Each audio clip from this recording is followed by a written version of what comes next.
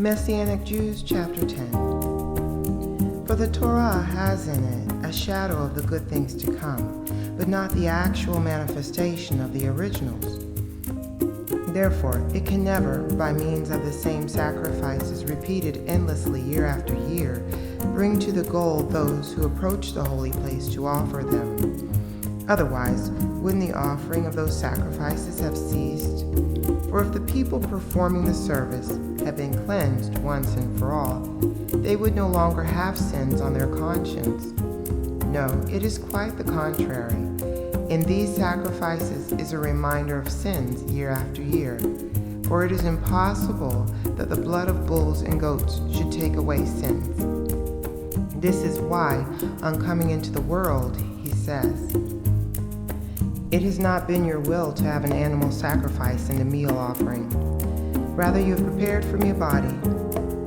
No, you have not been pleased with burnt offerings and sin offerings."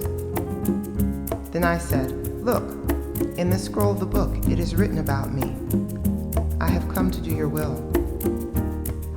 In saying first, "You neither willed nor were pleased with animal sacrifices, meal offerings, burnt offerings, and sin offerings," things which are offered in accordance with the Torah.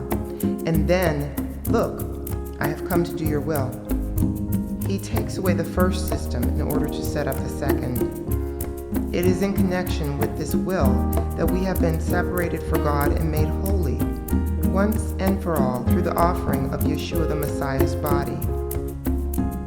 Now every Cohen stands every day doing his service, offering over and over the same sacrifices which can never take away sins.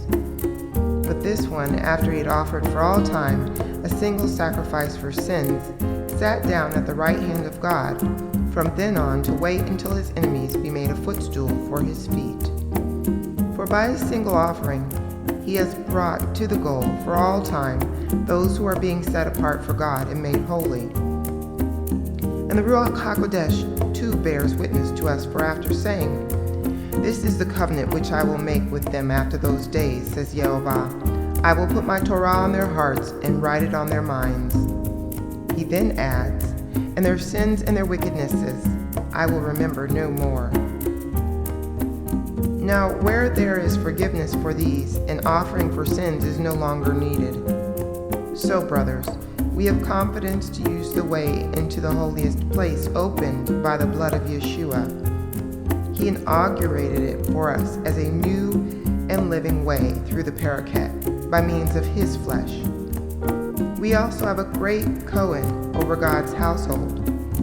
Therefore, let us approach the holiest place with a sincere heart, in the full assurance that comes from trusting, with our hearts sprinkled clean from a bad conscience and our bodies washed with pure water. Let us continue holding fast to the hope we acknowledge without wavering, for the one who made the promise is trustworthy. And let us keep paying attention to one another in order to spur each other on to love and good deeds, not neglecting our own congregational meetings as some have made a practice of doing, but rather encouraging each other. And let us do this all the more as you see the day approaching. For if we deliberately continue to sin after receiving the knowledge of the truth, there no longer remains a sacrifice for sins, but only the terrifying prospect of judgment, of raging fire that will consume the enemies. Someone who disregards the Torah of Moshe is put to death without mercy on the word of 2 or 3 witnesses. Think how much worse will be the punishment deserved by someone who has trampled underfoot the Son of God, who has treated as something common the blood of the covenant which made him holy, and who has insulted the Spirit, giver of God's grace.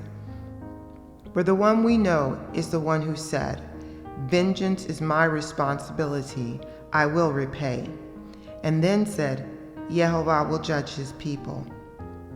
It is a terrifying thing to fall into the hands of the living God. But remember the earlier days when, after you had received the light, you endured a hard struggle with sufferings.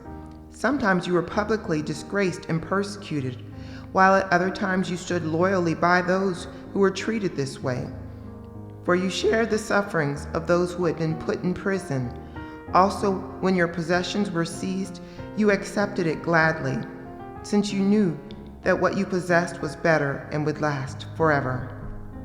So don't throw away that courage of yours, which carries with it such a great reward. For you need to hold out, so that by having done what God wills, you may receive what He has promised. For there is so little time. The one coming will indeed come. He will not delay. But the person who is righteous will live his life by trusting, and if he shrinks back, I will not be pleased with him. However, we are not the kind to shrink back and are destroyed. On the contrary, we keep trusting and thus preserve our lives.